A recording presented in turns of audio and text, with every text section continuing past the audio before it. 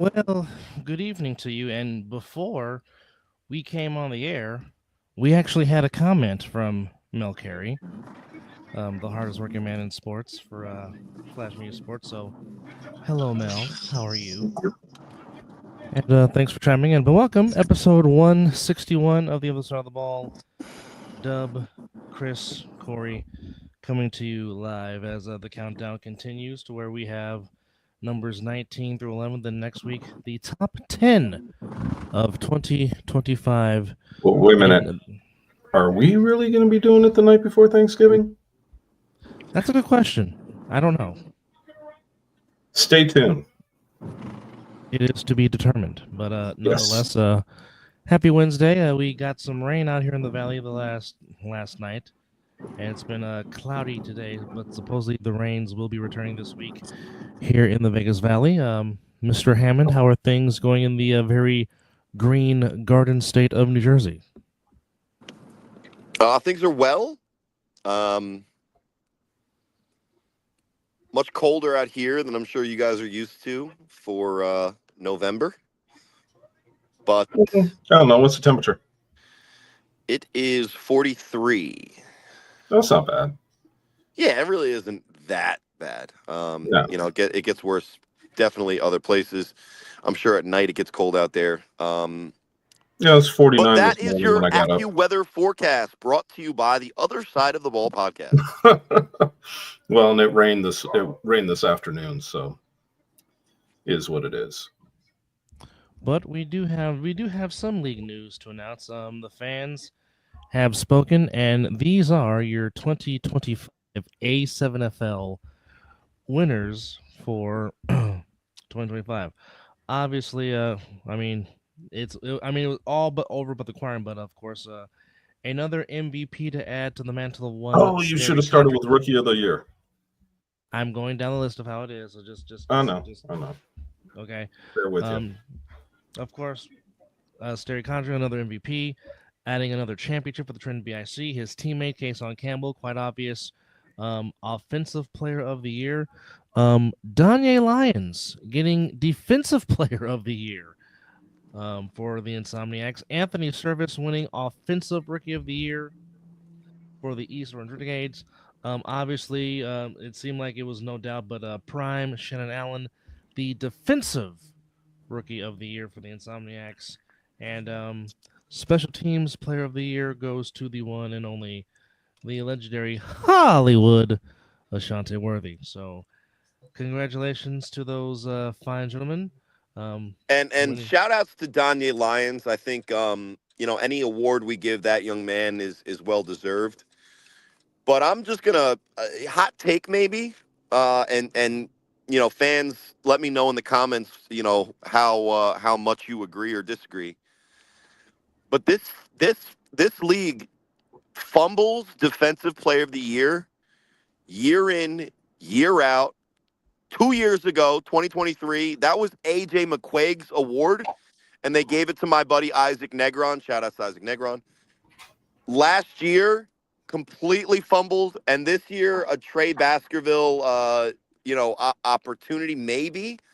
A lot of people that insiders in the league were kind of leaning heavily towards that way. And again, no shade, no disrespect to Danye Lyons, but that same player that built the reputation, I think it would be more accurately said that he got smoked in the championship game as opposed to the lockdown that we expect from him. Right? I think it's definitely a hyperbole to say that he was getting smoked on the defensive side of the Well, ball. here's the thing. Now, the Defensive Player of the Year award came down between him and his teammate Prime Shannon Allen. This is how Based on close. fan voting, by the way, right? True, So this is true, a popularity true, contest, and true. hypothetically, it is what it is. But I But don't know, guys. I don't know. but it was very close. Danye Lyons had 31.58%. Shannon Allen had 30.57%. So that was really, really, really close vote as far as Yeah, that Defensive does Player of the sound. Year. That is a really close call. Who was Okay. third? Who was the insomniacs jumping on and voting for their buddy? Who was the non guy that wasn't them? Because I'll be honest, 2 years ago, if we go fan vote, then same logic. Drizzy Pope from the formerly known as the Kin City Chaos. He won a fan vote, but Well, who was third? to answer your question, it was Robert Long from the Silk Sea Animals with 13.97% of the vote. Oh, that's interesting. So yeah, I guess we were way off on what the fans thought because and for fans of this show, if you want a full breakdown of the guys that were up for the awards that were given out by the league on the fan vote, you could check out previous episodes of Other Side of the Ball where we broke it down granularly for an hour and a half, gave you guys our picks, and shouted out all the honorable mentions. All But right. yeah, I think the league did a great job with every single one of those. I think Other Side of the Ball, when we decided, the only ones that I think that went against us were offensive rookie and defensive player of the year. So we were pretty close, I guess. Well, Wait, who was offensive rookie of the year? Service. I think we either said Anthony Stone King or Service. Richardson. Yeah, So, would agree. but Service had a good year. Yeah, he did. Yes. Well, actually, to be honest, wait a minute. Now, if we're looking at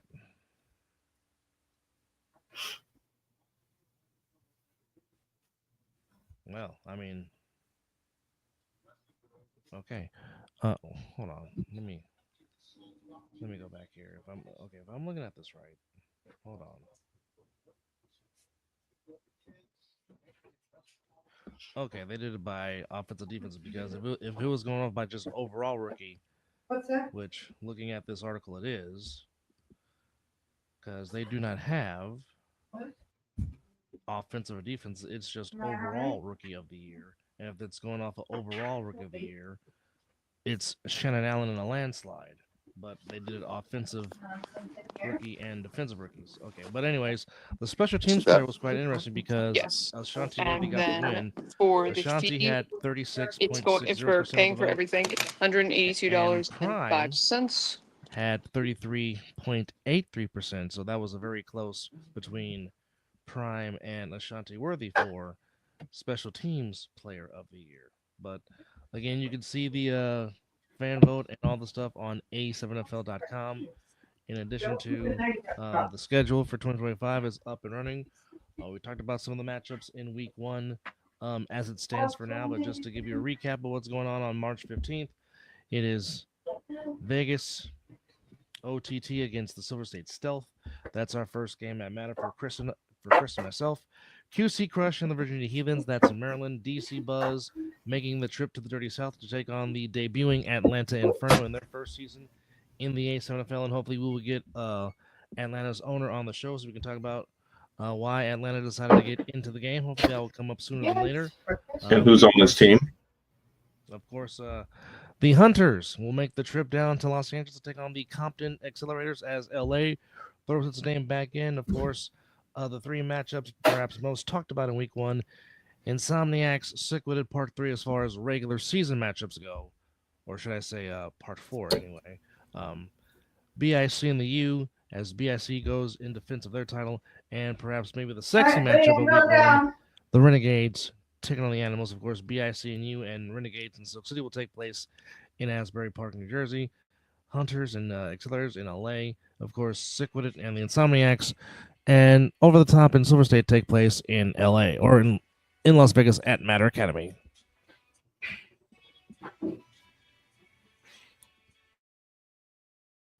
Well, I, for one, can't wait until March 15th.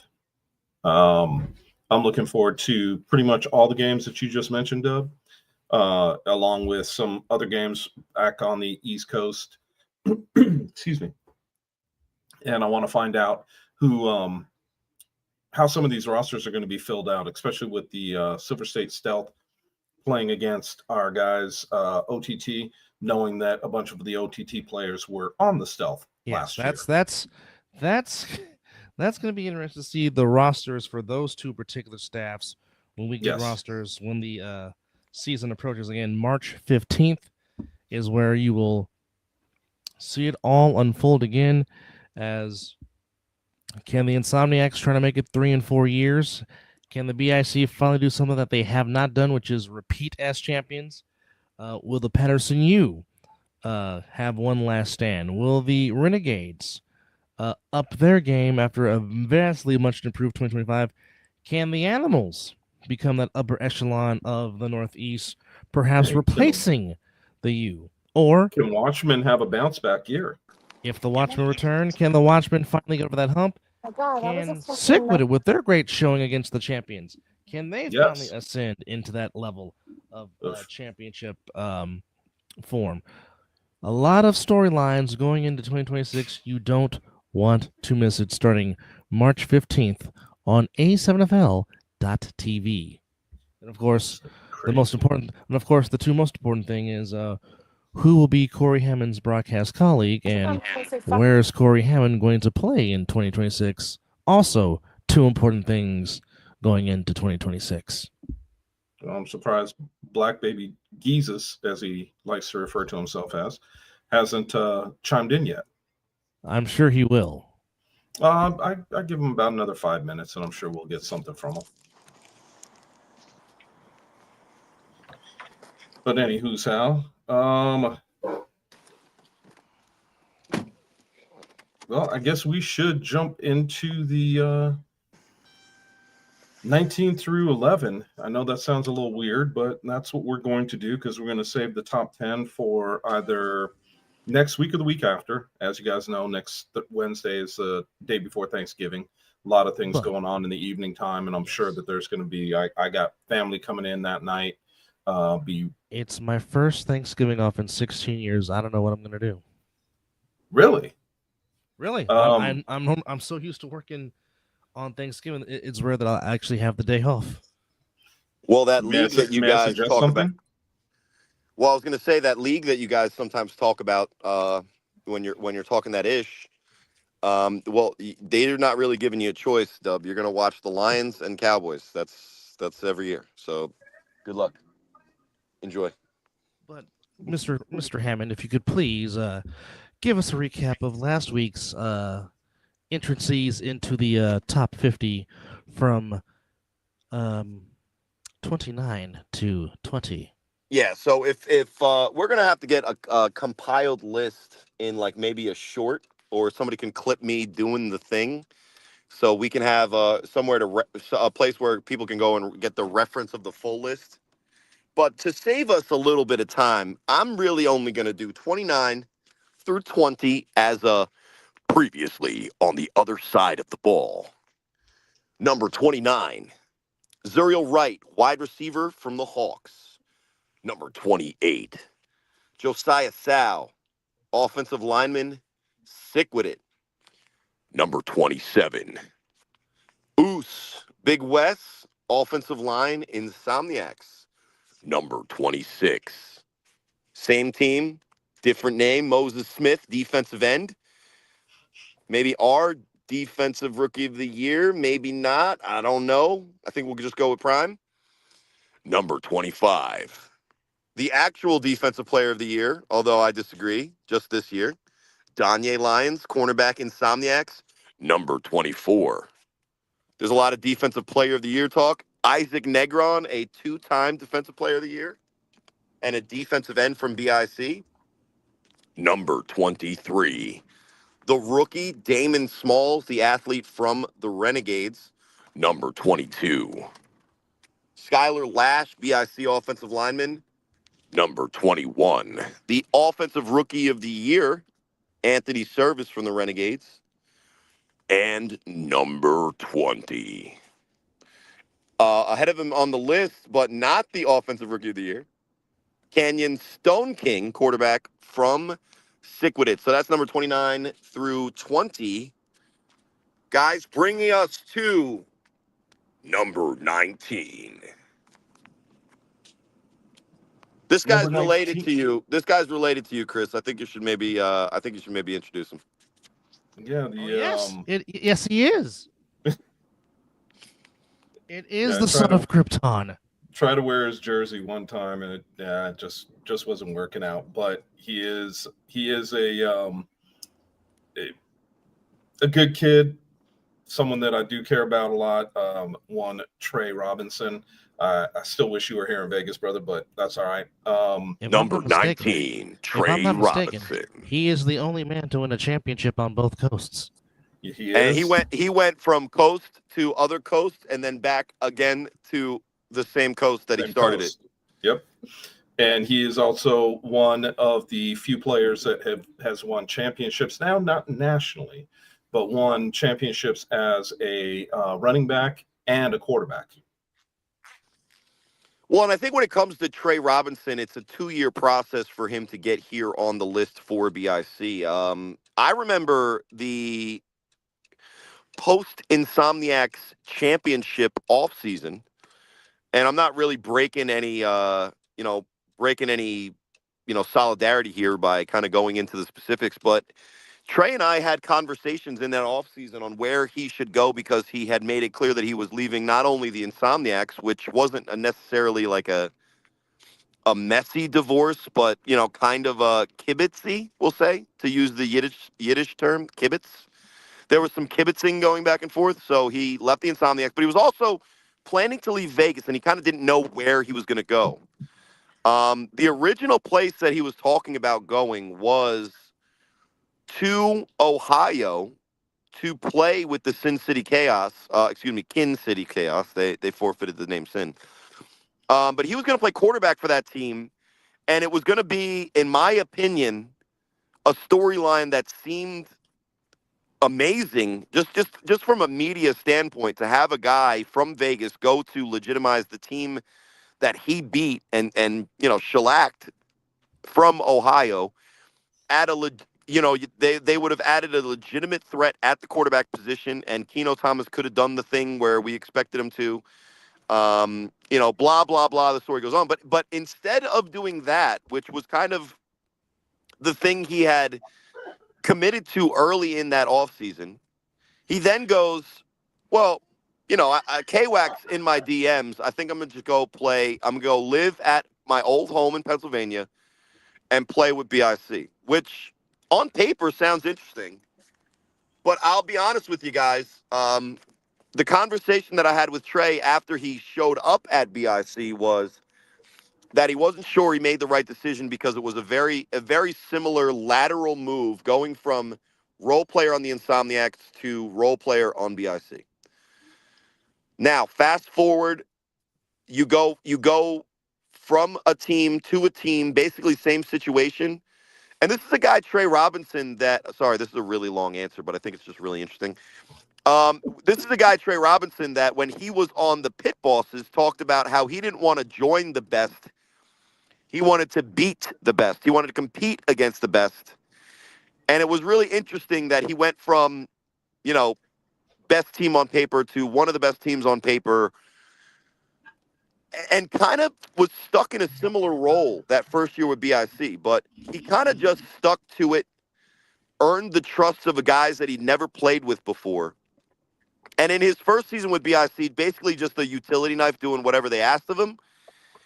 He earned their trust to be their feature running back. And although he wasn't the leading rusher because obviously Sterry Codrington, second in the league, and the way they structured their offense, he ended up being their leading rusher by yardage.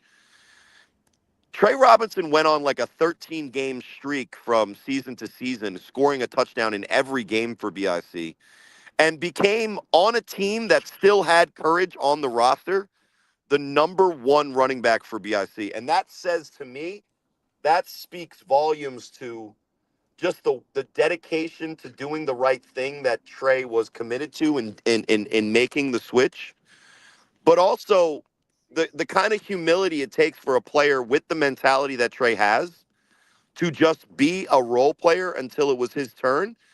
And then he evolved into not only the feature running back, but one of the major offensive weapons that BIC used on a consistent basis. And after that 3-hour Corey Hammond-like explanation, our number 19 player of the 2025 season. It ain't over yet. No, I know. For me, and I'm sure you guys have plenty to say. But I do apologize for going so long. But it's just a really interesting story for Trey, and it culminates with a championship in July and him here in November making our list so high. Well, I just really think that he really became a big key piece, and he was a guy that got a lot of key first downs for BIC in this championship run, specifically the game against Siquid in the Final Four to get to the championship game, as he was the guy that had key runs to keep drives alive, and eventually had the game clinching touchdown for BIC that put the BIC in the title game in Vegas, with BIC basically a lot of their guys playing two-way football because they didn't travel with their full-fledged roster. But again, in the title game, again, I mean, not exactly the big flashy plays, but getting those tough yards to keep the clock moving, to keep the clock grinding, to keep the ball out of the Insomniacs' hands. Trey Robinson played a huge part in giving the Trenton BIC their third overall A7FL championship. Well, and I will go a little bit further. I mean, look, I don't want to knock courage. That's not my point on what I'm saying here. What I'm saying is the other dynamics that Trey gives BIC when he's in the backfield. And I'm not saying that,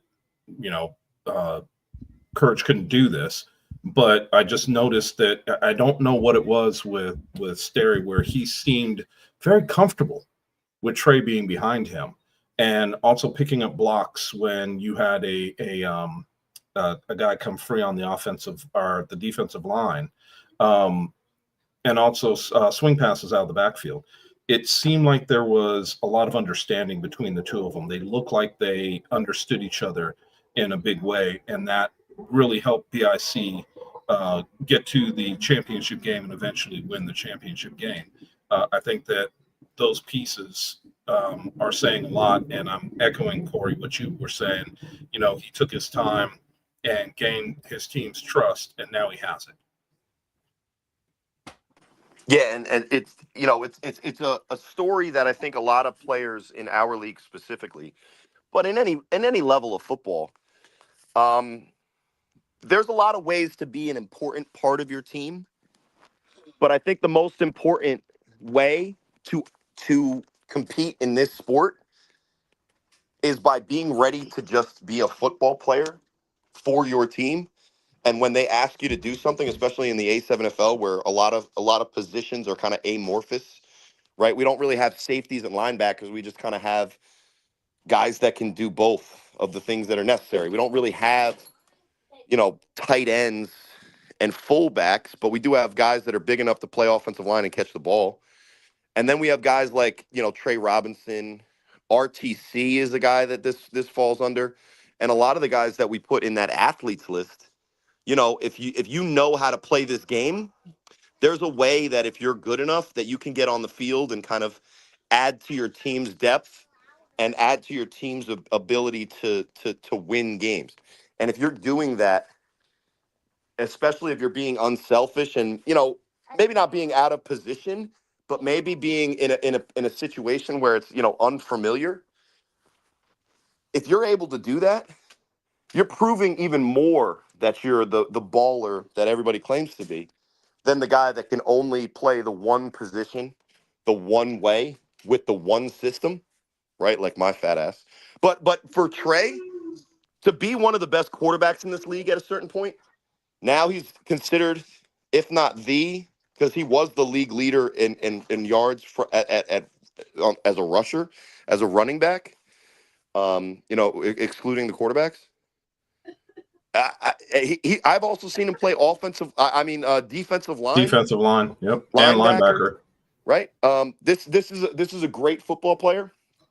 There's no mystery why he's been in and around professional rosters basically most of his adult life, and at least for this season, yeah, he's able to go across country and raise the trophy once again for a different team, against his former team that got revenge against him, maybe some would say. But at least at this moment, he's sitting pretty number 19 on our list, and a two-time A7FL champ. I think technically the first championship was Town Beef, so it doesn't count. Well, unless you want to talk about championship that he won during our fall brawl. But anyway, moving on. Corey, if you, I know you're muted, but if you want to do Number your thing. 18. So number 18 is one Chris Cunningham from the Insomniacs. Chris is, I don't even know the correct verbiage to use with Chris, because he is one of those guys who has, when you talk about an NFL player, you talk about his motor, and that's this guy through and through. His motor never stops. Dub and I had a chance to call a game that he was playing in, tackle football, padded. It was the police versus the firefighters. Yes. And even in that game, this guy's motor never freaking turned off. I mean, he was constantly on it. And when you have outside rushers like the Insomniacs do, and you've got a guy that is blowing up the middle the way Mr. Chris Cunningham does, it's like, dude, your edge rushers are having a field day, because basically the quarterback has no place to go except at them. And as long as they can beat them to the outside, these guys are feasting. And you look at players in the NFL and they say all these defensive tackles, they don't get a whole lot of sacks. Aaron,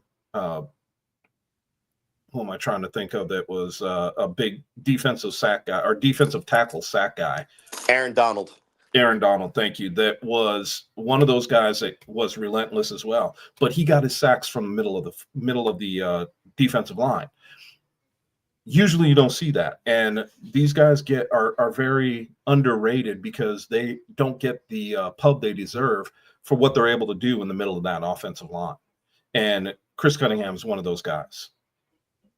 Yeah, and the way the defensive line is set up, in my opinion, for the Insomniacs, is their pass rushing defensive ends. We already talked about Moses Smith last week, the rookie, breakout year. I think it was the sack leader for the team. But he wasn't the only guy that offensive lines had to worry about. You had Mouth McWilliams making a return back from injury, definitely effective and looked like he was returning to the form that we were used to.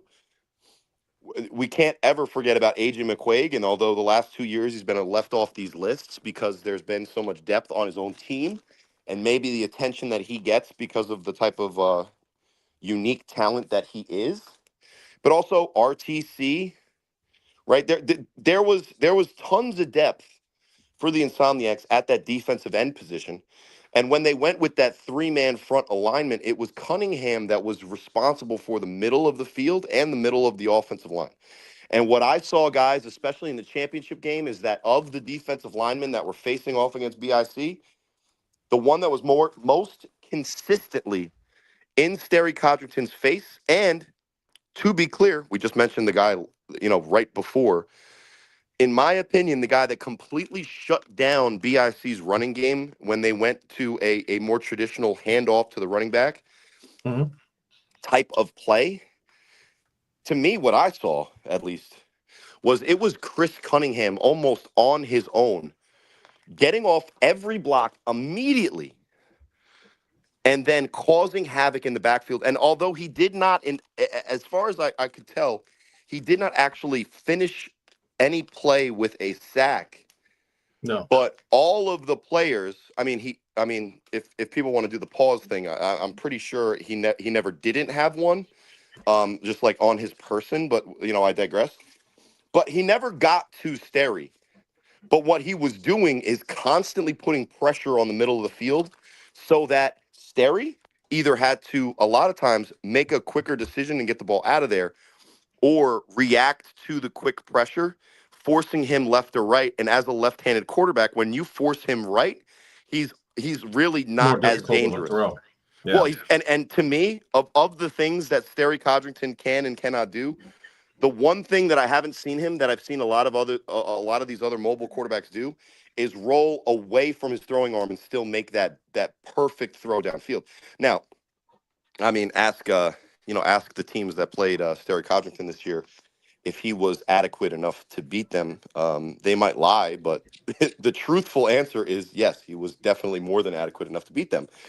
But for what Chris Cunningham can do at the defensive tackle position, he may not get the stats, and he kind of almost reminds me of the way that he shows up on the stat sheet, like an Isaac Negron, who, again, somehow at defensive tackle led the league in sacks this year.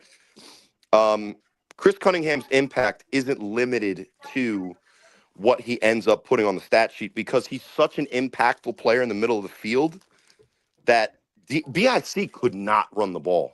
And they have a really good offensive line. They have 2 offensive linemen in the top 7, and they have a running back that was number 19 on the total list and number 2 on the running back list.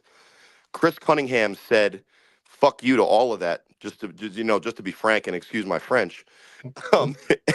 And I got to tell you, in the 2 You're games not wrong.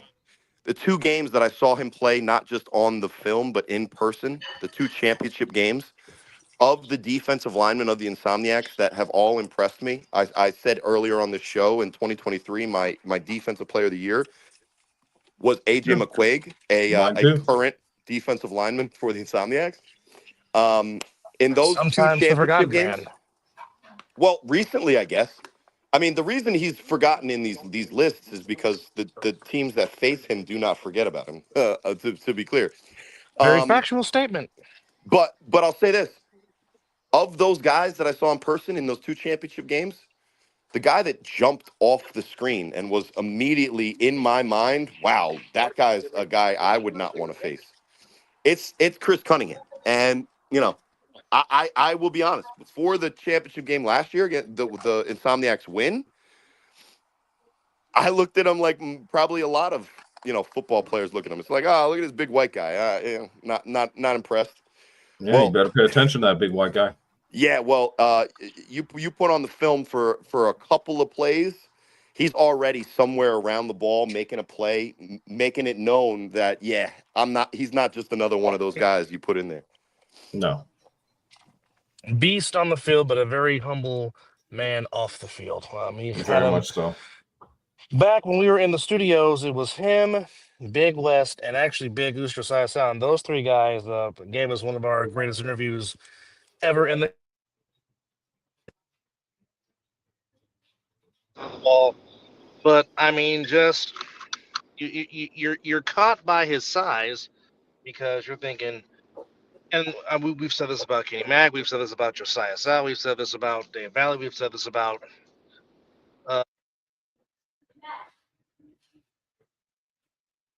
Lost you for a sec there, Dub. fast and moving this, elusively. It's like it's almost unfair. Well, and you really can, and this is a shout out to Jessica Maloof, by the way. This is definitely a shout out to Jessica Maloof and her comments. But really, when it comes to Chris Cunningham, you can guarantee 6, 7 tackles a game. 6, 7. Really? Got it? All right. Is that funny? You guys like it? Huh? No, not really. Because what Jessica 6, Maloof, 7 huh? stands for, I don't appreciate. But anyway. What does it? It doesn't really stand for anything. My kids told me it's about 7, 8, 9. No. Yeah, Listen but to the that's song. South Park. Oh, there's a song? Listen to the song. I don't know. Whatever. There's a song by a rapper, and 6, 7 is not exactly something you want to repeat. Anyway, going on. I'm going based off of the South Park episode. I don't know if we should repeat anything from those episodes either, personally. But I would agree. How would you like, Mr. Guest? No, I think it's like the more recently. I think the more accurate catchphrase from this year's season of South Park is "Come on, guy." What? Come on, guy. That too. Oh, okay. I don't watch South Park, so. Well, the character who Haven't says watched that it now since is high school. The character who says that now is no longer Saddam Hussein. It's his stand-in for the current times we live in. Nice. I would say I guess I need to catch up on my South Park, but Yeah. I wouldn't be telling the truth. Well, somebody impregnated Sainton. That's all I'll say. Okay. Ew. Well, if you That's, think that's gross, you should see what that same character did to the vice president last week. Jeez. Oh Lord. All right, let's pull it back on the rails there. We're getting a little too far off. So Chris Cunningham is our number 18 in the top 50. Number 17. He's very Number manly. 17 is one Mr. Kevin White. Now, I think a lot of people listening to this would be like, who the hell is Kevin White? Which is fair. I sure am. I Which think that's is fair because what I did. Well, when you look at, and this is kind of like my whole thing, but when you look at the BIC roster, he's not a name that's going to pop out. There's tons of guys that have more name recognition, guys that you probably have seen in clips or full games make the plays that you would expect to be number 17 on this list. But I think it's interesting to have Cunningham and White right next to each other because they're almost carbon copies of the way that they affect the game. Now they're not the exact same athlete. Kevin White came into this league, I think, about 5 years ago, and he was the rookie at our combine that year that stood out as the best player. Now there was a guy that got a 4.45 40 time. Kevin White was more of a tight end, wide receiver, running back, defensive lineman, linebacker, kind of like,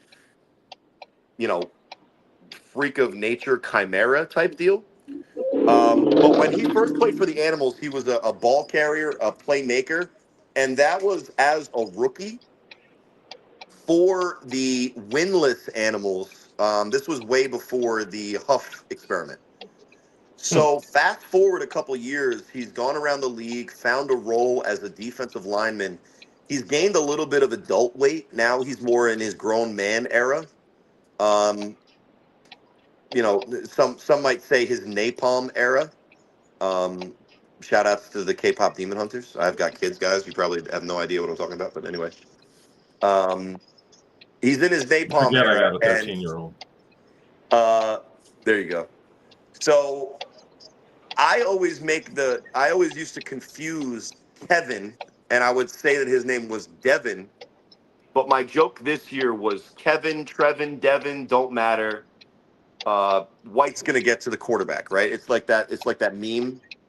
I don't know. I'm not good at explaining online culture, but you guys know where I'm talking. I'm not either.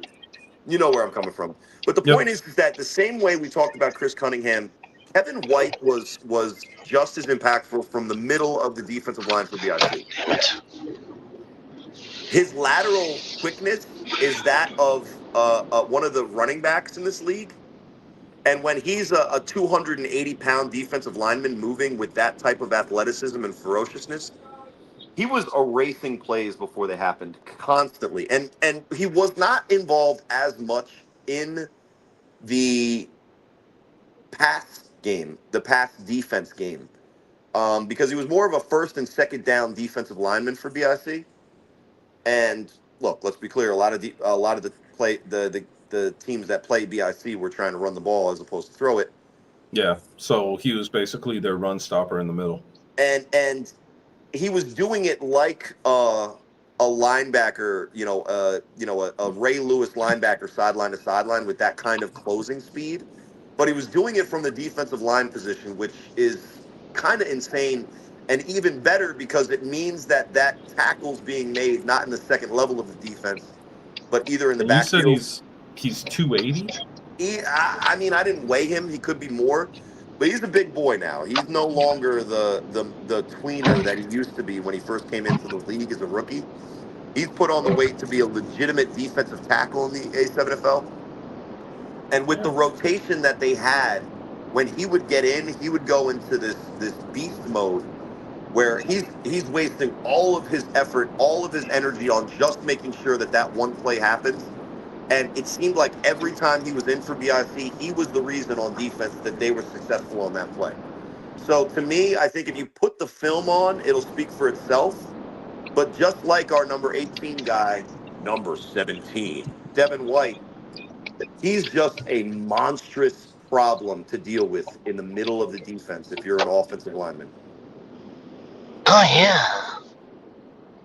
Well, you definitely need those, especially in A7FL. If you have a guy that is between Kevin White and Chris Cunningham, and they're able to, be that space eater, it makes it a lot easier for the guys around the edges.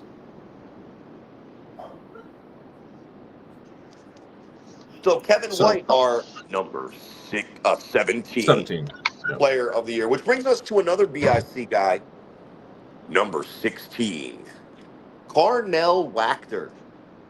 Fan of the show, probably in your DMs as you're listening to this right now. Probably. And I'm surprised he's not in our DMs right now. But for an offensive line that go and ahead, has Dub. been a guest on the show. I'm just saying, he Yes, has he been a guest has. on the show as well. I mean, I tell him to his face, he's literally the worst podcast guest to ever have. All he does is speak in cliches and smiles and laughs at the camera. So is it a decent time? Maybe on the sideline and in person, sure. But when we're trying to get the ins and outs of what makes BIC tick, the last person I'm going to for a thoughtful interview on K-Wack. I'll tell that to his face. No, Ricky, but Ricky being Ricky. Yeah, but in all seriousness, Dub, you guys, you and Chris were the ones who did the offensive line show, and Yes. K-Wack and I have had a long history of having battles in which, if I'm having a good game against his team, he makes that one or two plays that really change the game. I remember in the Salas tournament during COVID, he played for the Hawks. We were right in that game, and on 4th and goal, he blew through the offensive lineman that was trying to block him and got to me right before I could make an accurate throw to the tight end. It's a consistent thing with me. We were beating BIC as the Renegades 18-12. One of the more famous performances, if you're a really big time Corey Hammond fan, which there's like maybe 3 that aren't my family members. But in the 4th quarter, he made a play that forced an errant throw, and it was on a meaningful down. And I feel like after that play, we did. The BIC scored a 24 straight points to beat us. So, Ashante Worthy scored 18 of those points himself. But K-Wack is a baller at any position you put him at. But when you guys did the offensive lineman show, Dub, you said you had actually talked to Ken Stansbury to get his take. And a good reporter does this. And what you did was you found that in the opinion of the guy who runs BIC, he told you the best player offensive line wise for his team was Carnell Wachter. And look, you ask a good friend of mine, Big Rob, and he'll tell you that K-Wack holds on every play religiously, like it's like his job. But if he doesn't get you caught, ain't trying if you ain't cheating. Listen, if he doesn't get caught on every play, that means that he just cares about his quarterback more than other offensive linemen that don't. And listen, I may sound like I'm obviously biased in this situation as a quarterback, but I'll take a guy that holds every play over a guy that misses every block. And Of course. to me, K-Wack not only is a good player, but we joke about it a lot. He's doing the work in the offseason to make sure roster-wise guys feel like they're invited to join BIC. And I clown on it. Others clown on it. But if you got Matt Riddick, Mark Bagway, and some of the names that they had roll up, Tyler Affa, you have some of the names they had roll up in big games for BIC. Look, we could talk about the rules on rosters and everything like that. You know what though? K-Wack is one of those guys where I always tell him, you're not holding, you're just resizing jerseys. Yeah, if you wanted to not get held by KWAC, you would literally buy a smaller jersey. Yep.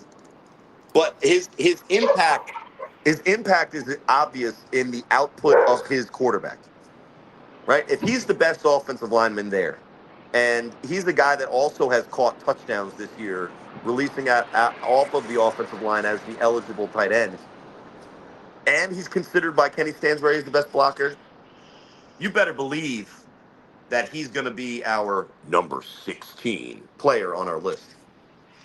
He's just a very methodical football player, and that's the best term to describe KWAC. Very methodical.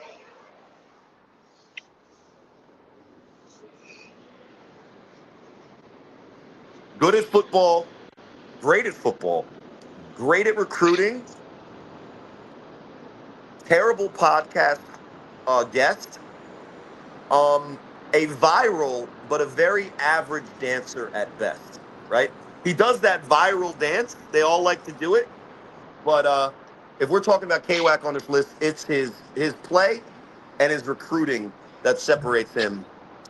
The cliches and the stiff dancing, not a part of this list, guys. And his manliness. Okay, so he is our Which will number bring us, guys, to our 16. number 15 player of the 2025 season. Damn, my phone just shut off. Who's the number 15 player? Oh, good job. Robert Long, the rookie defensive Oh, yeah. back and league leader in interceptions from the Silk City Animals. Yeah, I had to friggin' turn around as soon as I looked over, my phone shut off. So, and from my understanding, was he the one that had 4 picks in one game? He had a lot. The recent clip going around of me throwing an interception was him. I don't remember 4 in one game, but I will say this: Big Rob Fabian, while I was in Indiana, he had already said that the long guy was a factor. And to me, I think the biggest difference in the Animals season or their competitive level from last season to this past season, in which, just to be clear, the Animals in 2024, in their 2 playoff losses, a record, by the way, they allowed more than 70 points each game. Yep. Correct. They got absolutely dismantled in 100,000-degree weather in Vegas this year. They only allowed 60, I believe. Oh, man, it wasn't 100,000 degrees. It was only 1,000 degrees. Well, exactly. It was. You have to register it in Kelvin. There was only molten metal around the stadium. Oh, Nothing was stop! Just because the devil was sitting in the stands watching the game, and taking he the had sun rays. sunscreen on. The devil He had didn't sunscreen. need sunscreen. But I think my point is, how much did the Insomniacs score against the Animals?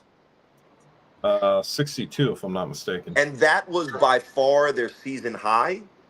And I don't even know if we could say that Long was in the entire time in that game. I think he was out late in the second half. But for their team, there's a lot of guys that were out late in the second half absolutely. of those games because of how hot it was and being dehydrated. I mean, the thing about it is, I was trying to tell the guys when they were coming out here, and this is just because of what you said about Vegas. When they're coming out to play, I tried to tell everybody, you know what? If you don't drink water before you get to the field, it's already too late. Yeah, you're going to be dead. You gotta be hydrated, really well hydrated before you even get here, and before you get to the fields, and then just continue to hydrate no matter what. Even if you don't feel like you need it, continue to do it because it will happen quickly. Yeah, and you saw a lot of guys falling out because of that. Yeah, and guys from Vegas even, it was so hot. But I think the reason I bring up the Heat is not to diminish the play of the Insomniacs. No. But to kind of put in perspective, Robert Long and his presence in the defensive back position for the Animals, they went from a team that allowed approximately 40 points a game to a team that allowed approximately 20. And the other defensive ad that they made that I think was a big factor was Trey Baskerville. But having Long back there, being able to kind of play a little bit of a center field for the quarterbacks that were errantly throwing the ball downfield against the Animals, he made you pay with a turnover if you put it near his hands. And for a rookie to come on the scene and kind of, pop, and for Big Rob to almost immediately be like, this Long guy is a guy. I think that him being this high on the list is great for both the Animals himself, but look, the league could use a lot more guys like this. He's not a Jag, which is what the league is looking for. Not just a guy, looking for players, and he is a player. And he wouldn't be on the list in the top 15 if he wasn't.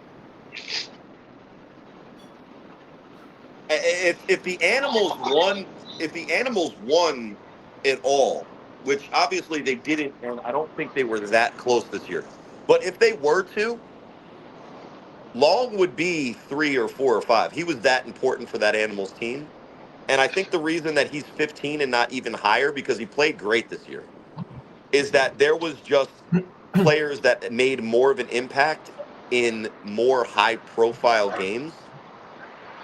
Because when you just look at the raw stats, he might be the defensive player of the year. It just so happens that there's guys that had flashier rookie performances on the defensive side of the ball for a team that made it further in the playoffs. So shout outs to Long. You're getting the rounds currently for the interception you had on the double move. I threw to my backup quarterback, the former quarterback for the Animals, that was just trying to, he wanted to beat the Animals so bad. So I was like, all right, go do a double move. Yeah, he was really convinced he would get behind Robert Long. He didn't even get in frame. So bad pass on my part, but great interception against me, and a great player, very deserving of our number 15 ranking that we've got him here in our top 50. Oh yeah. And now we move on to number 14. And the number 14 player is one Ashanti Worthy, wide receiver. Hollywood. Yeah. A great nickname. Let's put into perspective, and I'll let you keep going, Chris, because I've talked too much already on this show, which is probably par for the course. But Ashanti is number 14 on our top 50. Just a reminder, this is how great the wide receivers were this year. He was our number 6 wide receiver. So he's 14 out of the 50, but he was 6 out of the 7 in his position. Well, I mean, when you look at some of the players that he was up against, and I'm not going to do that to him. We're going to leave that part of it out. And what I'm going to say is Ashanti Worthy is one of my 4 wide receivers that if I was starting a team and I could just pick them, I have 4 of them that would be on my squad, and he would definitely be one of them. And Ashanti Worthy is one of those guys that gives you pretty much everything. And his route running ability is really, really good. His return ability and putting his team in positions to flip a field, or better yet, just status. And just have a wherever you think you can put him on the field as far as a wide receiver. I don't care if it's X, Y, or Z. He is going to go make a play. And he is a very tough individual to cover. And if you have him and others, in this case, some of his teammates were incredible as well. And that's why when you break down Ashanti Worthy's game, and you're watching his game, he is definitely somebody you need to know where he is on the field at all times, because he is one of the players in this top, we'll say the top 14, as we were saying, that can take a pass to the house at any given time. So you definitely have to know where this young man is all the time as a defense. And if you look at his stats this year, Chris, Dub, you could put his stats for, I think, and I'm not going to go into the thing, but about 750 yards in the air. I think he had about 1,000 as a returner. One of the league leaders in touchdowns. Obviously, a playmaker.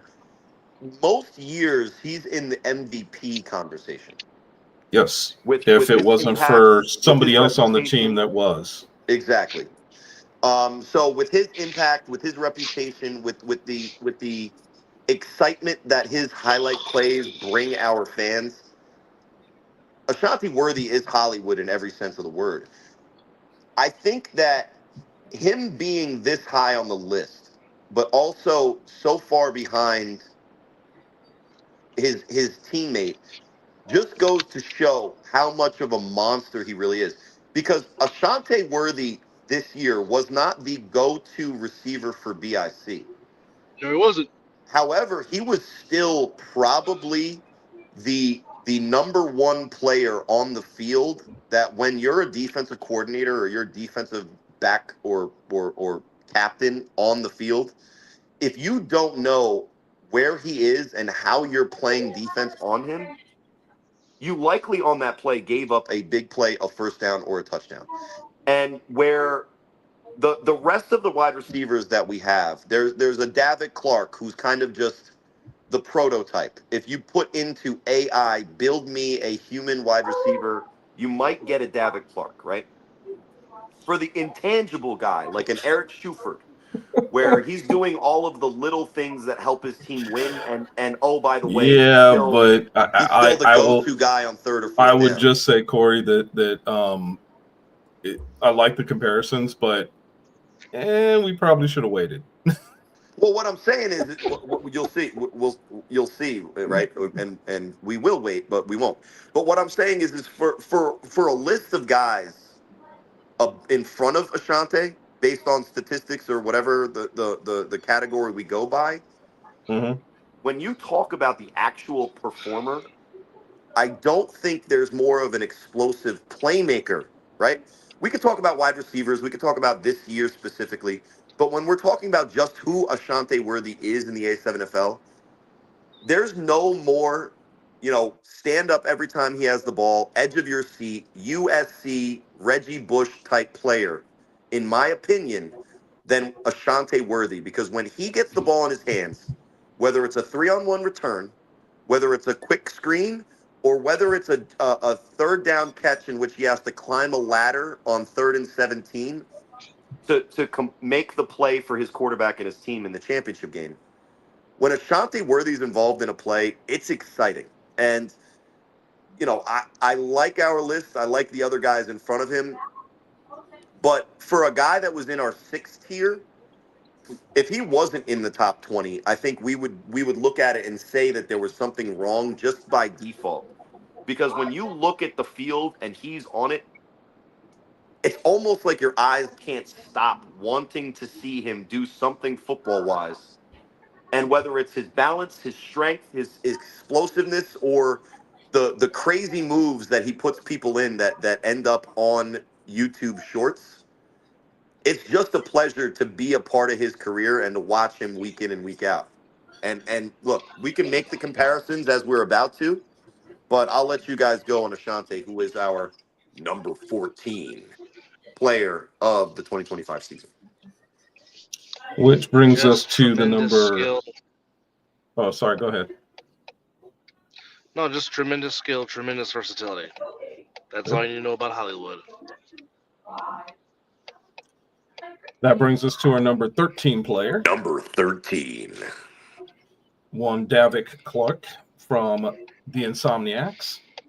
I think that there's a lot to be said about, certain players, and Davick is one of those that is another player that with the ball in his hand can do some extraordinary things, but he's also one of those guys that at any given time can take the ball to the house. and we saw that pretty much in the championship game with the screen pass that he did take to the house. He's got the speed, he's got the height, he's got the wiggle, he's got a lot of the intangibles that you look for in a wide receiver, and he's a big play guy that every time you need a big play in a game, he always seems to come through for that big play. And the when you see him and Scott, the quarterback for the Insomniacs, when they are not in sync, you see it. But it's amazing to me how quickly they can go to the sidelines, talk about it, and then come out the next series and be in sync. And the interesting piece about that is when Scott's looking for a big play, there's only 2 wide receivers on that team that I've seen him have so much confidence in, and one being David Clark.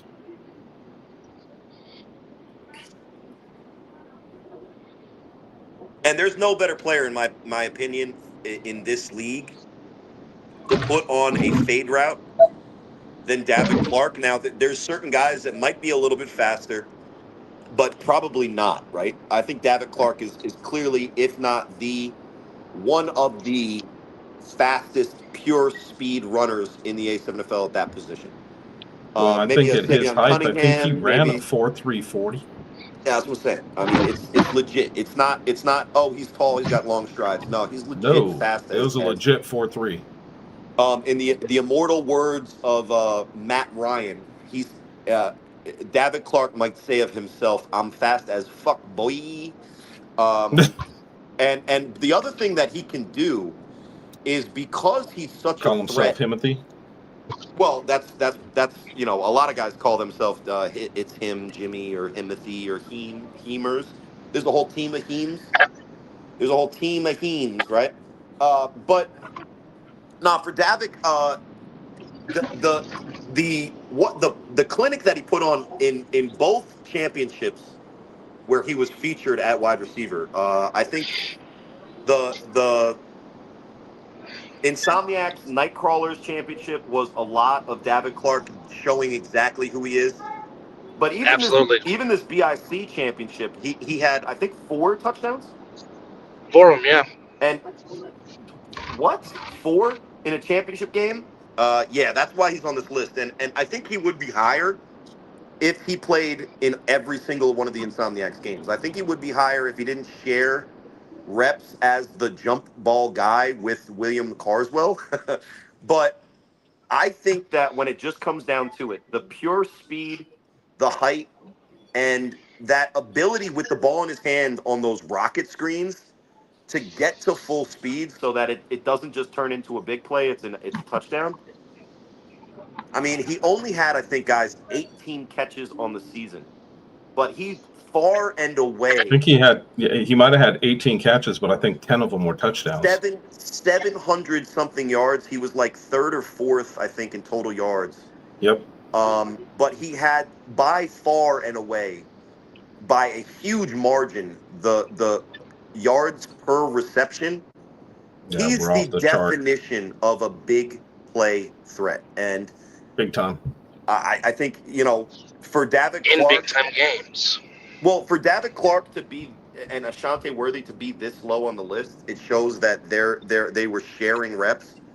Because if you put either of those guys on their own team and they became the focal point of an offense, we're talking about Kason Campbell type numbers, because these guys are more than capable ability wise to do whatever they want on an A7FL field. And even though it was a limited amount of time this year, David Clark made one hell of an impact for the Insomniacs.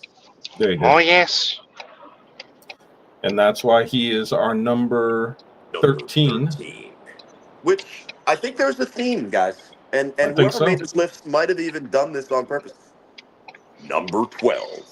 12.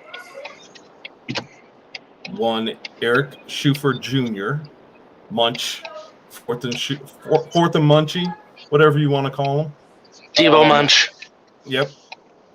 This is a player that is, when you watch him play, the thing that still comes back to my mind is watching him in the 2023, was it, championship game when he blocked basically 4 players by Four himself. guys in a Yeah, league with yeah. 7 players on. Yep. I mean, Half the team. right? Statistically, more than half. Technically, More than over half. half. But when you see what he's able to do, and when you see the fact that him and Scott have such a rapport, that there's a reason we call him fourth and Munchie. I mean, when it's fourth down, Scott's looking for him, and they're connecting. And if you happen to be able to stop that, hey, more power to you. But I seem to remember last year's championship, not this year's, last year's championship with BIC. They blew the whistle because they thought he was out of bounds. And when Which they he wasn't. replayed it, he was not out of bounds, and He that should was have been a not. touchdown. Yeah, So I was right there. Yeah, he was. What I'm I was saying right is, there. what I'm Yeah, saying that's is one that that I will say. he, I disagreed with Derek on that interception that he was saying was pass interference, but I do agree that I think the whistle was definitely blown early on Munchie. That might have been the play of the game if it stood. it would have been. It would have Um, been the play of the game, because that was what I'm talking about. That was a fourth down play. yeah, it was If like 4th and forever too, right? Yes, and if he wouldn't, and the thing about it is, he wouldn't have just got the first down. He would have gotten a touchdown. He had daylight. So I mean, when you think about these things, it's these players. As much as I want to sit back and watch, some of these players that everybody talks about in the NFL, some of these players in the A7FL, Ashanti, Davik, Shuford, these guys are like watching some of the wide receivers in the NFL with their capabilities and what they're able to do. So it is they are games worth watching. I'll just leave it at that. If you are listening to us and you haven't watched an A7FL game, something's wrong with you. That's all I'm going to say. Well, we all. Go ahead, Dub. I'll go after. I'm just saying we always talk about versatility and whatever you need me to do to help win. That is the epitome of one Eric Schuffer Jr. One game he'll play quarterback. The other game he'll be on the defensive end. One game he'll play in the secondary. Of course, we know what he can do as as a receiver. Or running There are back. times, or running back. There are times where he'll take the mantle and play quarterback, giving Scooter a chance to coach them up. It's just anything he can do, and he will not be scared to remind you that you know I am him, and this is our stuff. And as you like to say, make sure get some better friends. I was just going to say that. Yeah, I stopped doing the friends thing because, like, if I was truly the asshole that I should be or could be, I would talk about the friends thing now that it's not right. Like they lost, so I could just be doing that every time. I think that would be just disingenuous and also not accurate. But I think the question some might have if they just looked at Shuford's numbers, which are still in the top 10 for wide receivers, but not even better than the guys that we just mentioned in the past 2 places. So how does he then get ranked above them? And I think Dub kind of started to answer that for me. For a guy that is as talented and is as absolute when Scooter gets him the ball, it's not just his ability with the ball in his hands that makes him one of the most valuable players in the league. I think what makes him even more infinitely valuable are all of those other things that he does. And when you have a guy that can score the touchdown that you need to win or convert the fourth down by catching it at the position that he's most skilled at, and then also you mentioned that he blocks 4 people on a fourth down run for his teammate that wins the championship in 2023. He Where you gotta plays have it. he plays safety on the last play of the game against BIC with only a 2-point lead and makes the interception.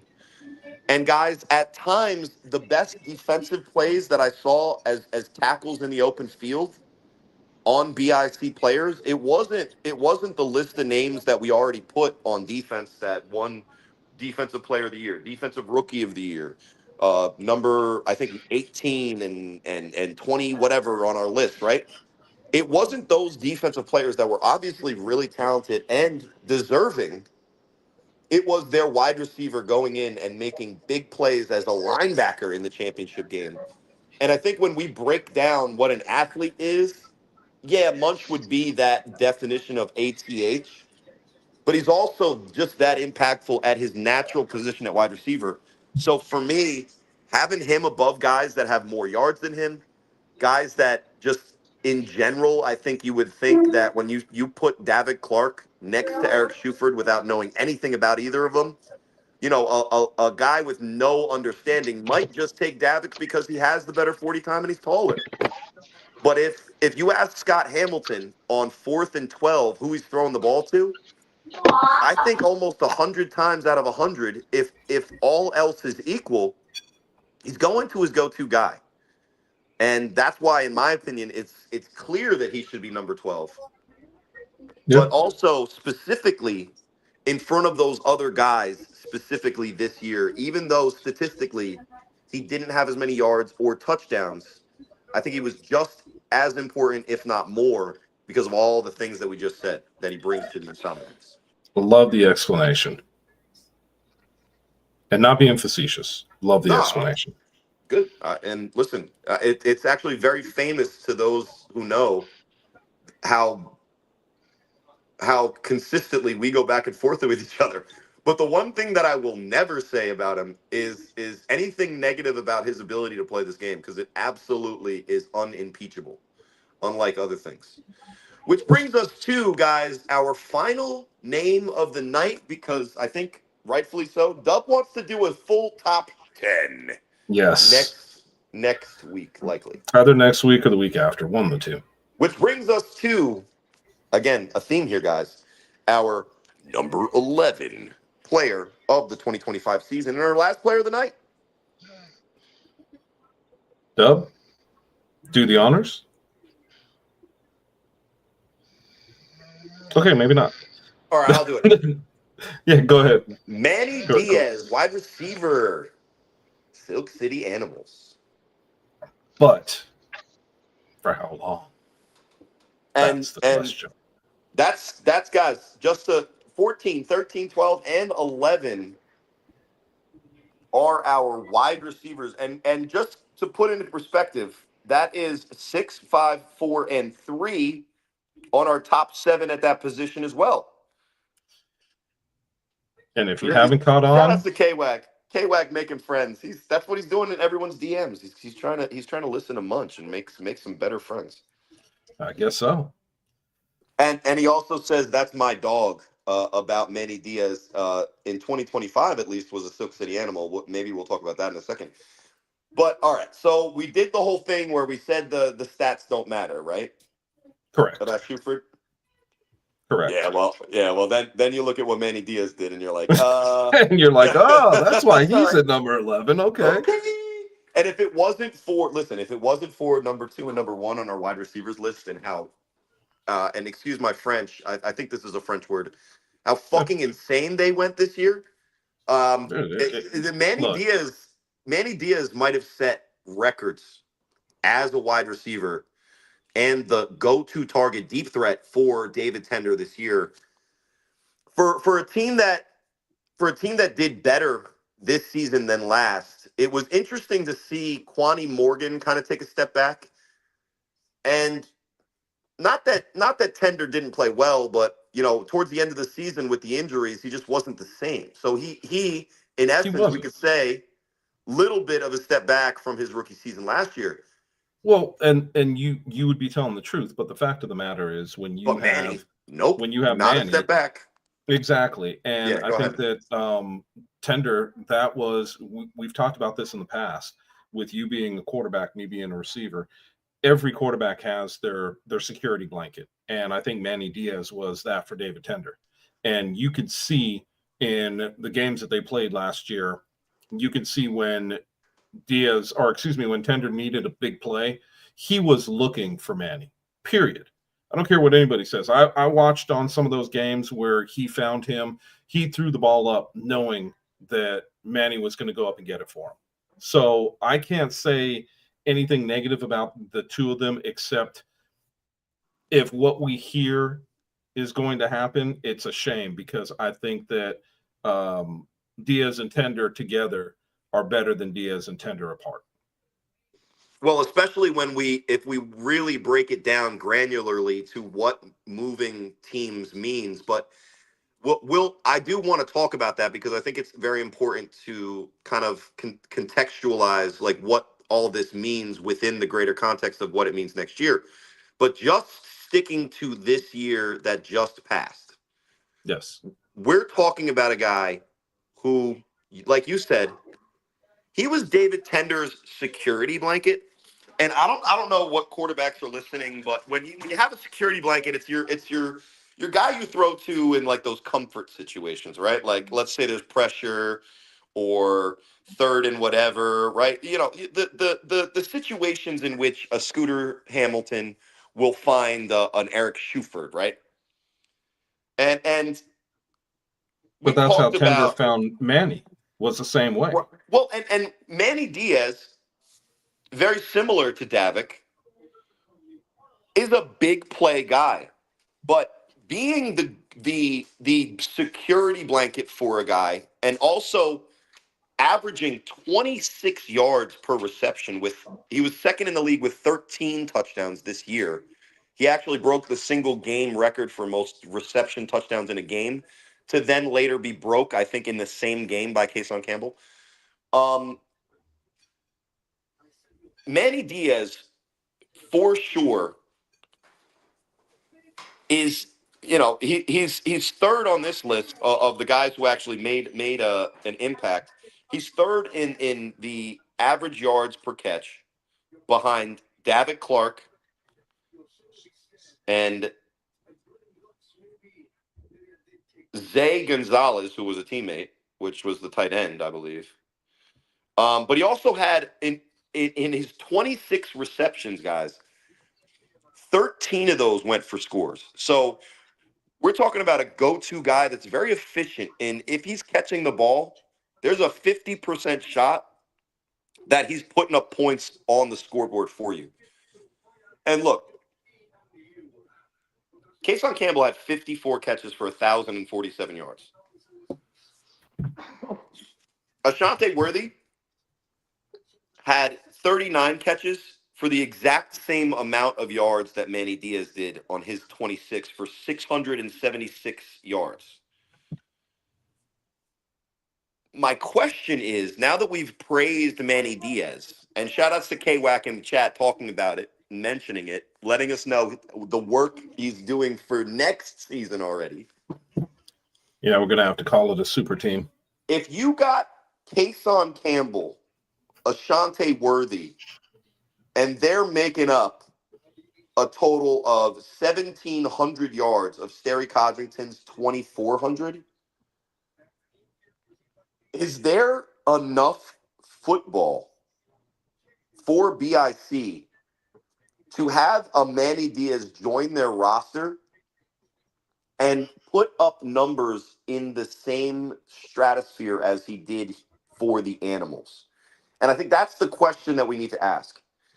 Is Manny Diaz, who was the number one on his team, is he even the number two on his new team? Well, Corey, like you said, if you want to go someplace and be somebody, sometimes you got to find another team. Manny Diaz did. Now he's going back. So even though that is a question for us to ask, it's not going to be one that I answer. Okay. Because as far as I'm concerned, if you have a falling out with one team, you go back to an old team, so be it. It is what it is. It is up to BIC. It is up to Sterry. It is up to all these guys to figure out how to spread the ball around to keep these guys happy. And that's what's going to come down to the bottom line, because we know that guys can get unhappy if they're not seeing the ball come their way. Well, and true, very true. And has BIC ever repeated as champions? They have not. No, That's they have the one not. thing they haven't done.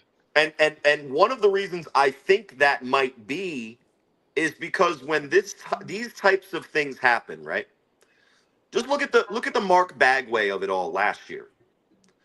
When Mark Bagway showed up for BIC and he hadn't been there for most of the weeks that they had played together, it's not as natural a fit as you might assume.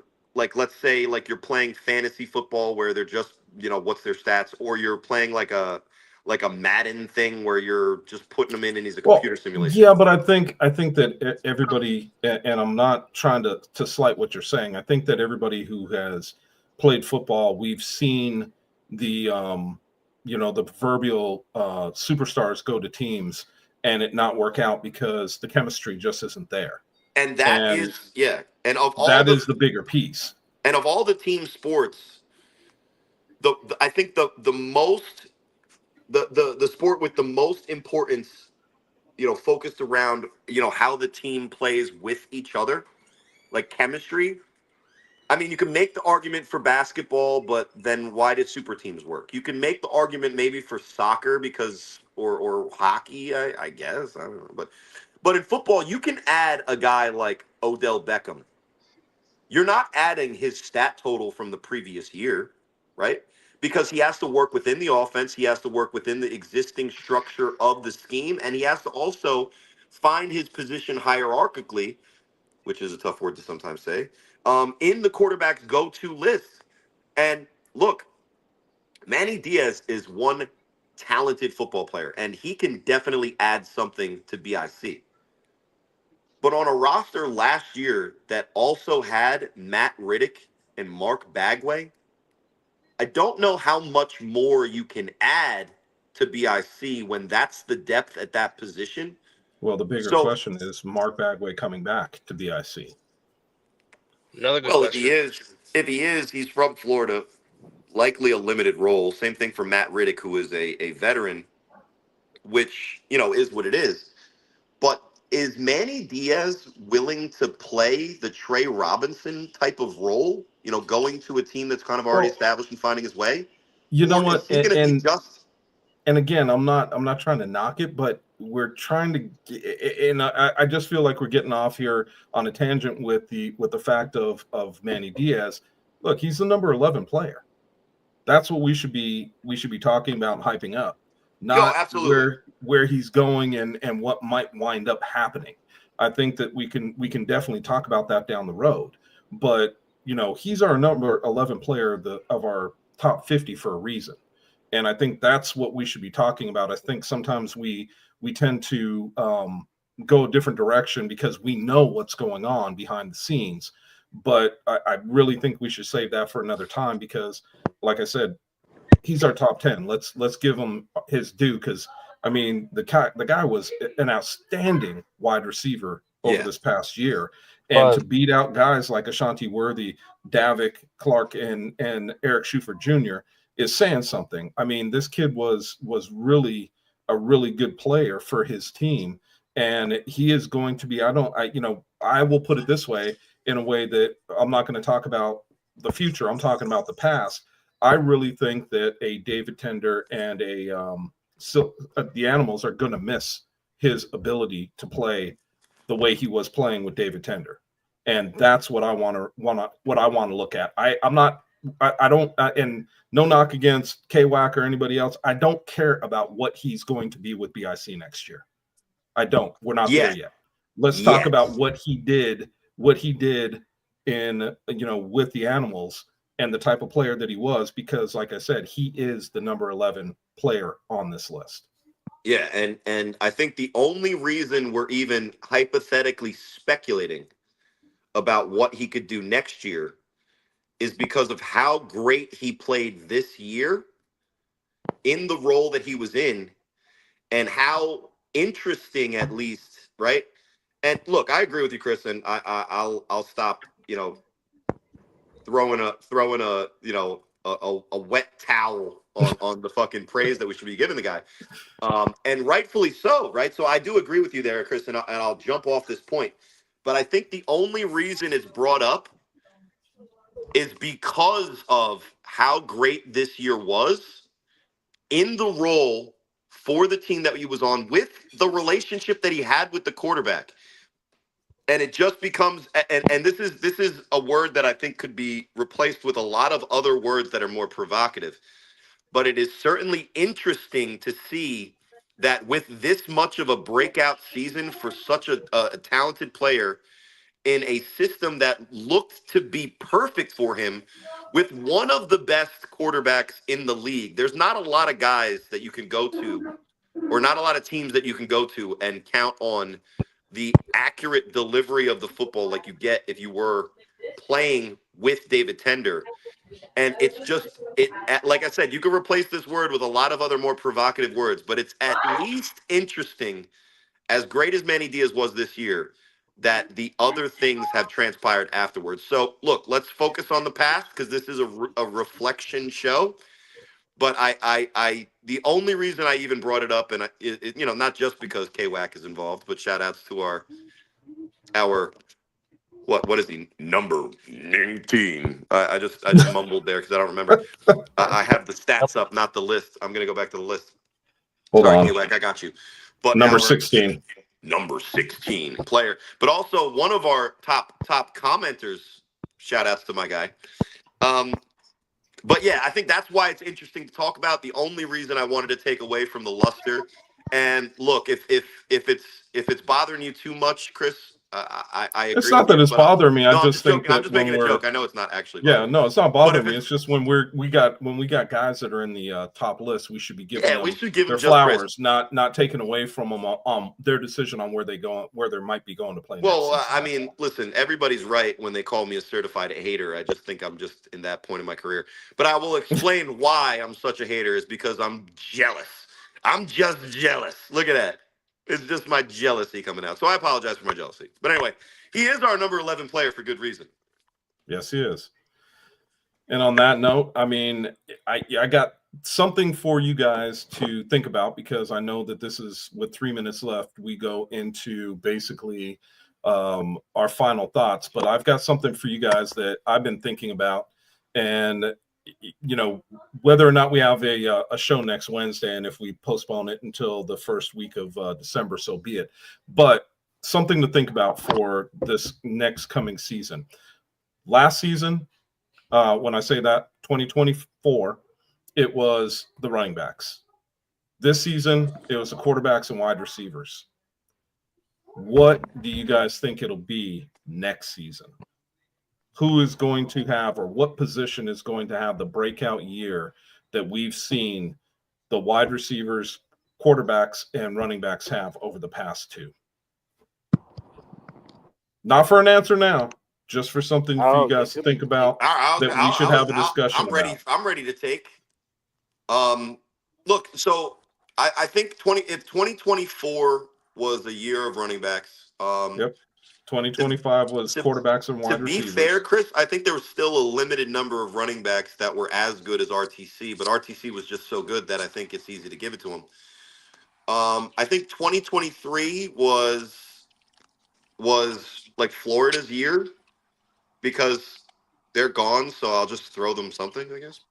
I think 2023 was kind of the year of the team because it was the teams that were making the plays. Well, that's why I'm saying Bagway and Logo Davis kind of stole the show where the Insomniacs were the best team. The players that kind of had those breakout, like ridiculous performances in essence were those guys.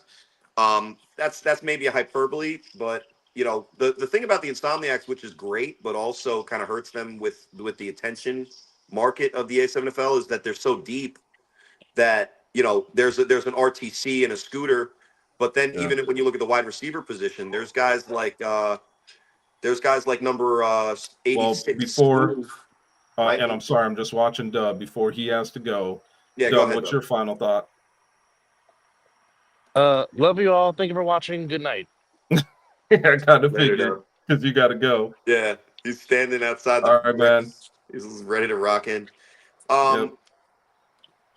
Yeah, so I mean, 86 was smooth for the Insomniacs, right? That's his name? Yep. 80, not 86. 80. So one of the biggest plays in the first half of that 2023 game was the guy that wasn't, it's not like he's not good, but is just one of those depth guys that made the play that saved the end of the first half and scored that late touchdown. That's not your frontline David Clark or Eric Shuford play, right? And then you even go the MVP for Rob Burt's, Quincy Burt's, those interceptions. Yep. That's who the Insomniacs were. They were just a group of guys that whoever it was going to make the play when it mattered. And that kind of hurts them as far as the attention economy. Hold on. The question that I had for us to, again, not to go into right now, right at the end of the show, but the question mark that I had is just, let's think about what position we've had 2024 running backs, 2025 wide receivers, quarterbacks. Who is going to show up and show out like those three positions have done over the past 2 seasons? Well, it's a reactionary league, right? Football, a reactionary sport at least, and the A7 sometimes can be a reactionary league. So responding, how do you respond if you're trying to help out against both the quarterback and wide receiver? And this is where I'll go. There's a position that if you excel at and you have a bunch of them, you can completely shut down a quarterback and wide receiver at the same time with just one position. Yep. And it's not corner. See it's again, not corner. Again, it's not corner. But it's not for us to answer now. I'm just throwing it out there. You go down the road to throw out some stuff to answer now. We're not answering this now. Well, that's what I'm saying. My hint would be the position that I lean towards is not corner, because then you're not tackling anybody if the quarterback decides to run. But if you can get these guys to combat the players that we were just mentioning that were stood out for this year at those positions, it's one position. And I think it's a position that especially Vegas is starting to get a hang of, like what the type of guy that best excels at that position is. So that's something to look forward to. Yes. Next time. And we'll finish our top 50 in the next 2 weeks. But folks, thank you very much for watching The Other Side of the Ball, show 161. We appreciate you guys and would love more input. Don't always think that you can't put stuff up like KWAC has been doing all throughout this whole show, and we appreciate them being on here. And if anybody else wants to join, man, come on, bring it. Make sure that we hear you, see you, and have your takes ready, and we will definitely listen and talk about them. So thank you all. In case we do not have a show for next week, I'd just like to say happy Thanksgiving to everyone. You guys take care of each other because nobody else will. Thank you very much. Yeah, I'm thankful as well, Chris. Thankful for this league, the people that are listening to this show, either right now or eventually during this week, all 30 of you. But I'm thankful for you, Chris, for dealing with my bullshit. It's not bullshit, man. We like to talk football, man. We just sometimes get off the rails, got to pull it back in. Yeah, exactly. And then I am very thankful for the family that puts up with me. So if we do not get a chance to be thankful in live and on YouTube next week, I appreciate the opportunity to be thankful, and I am very. So, Chris, you could take us out. Yes, sir. Have a good one.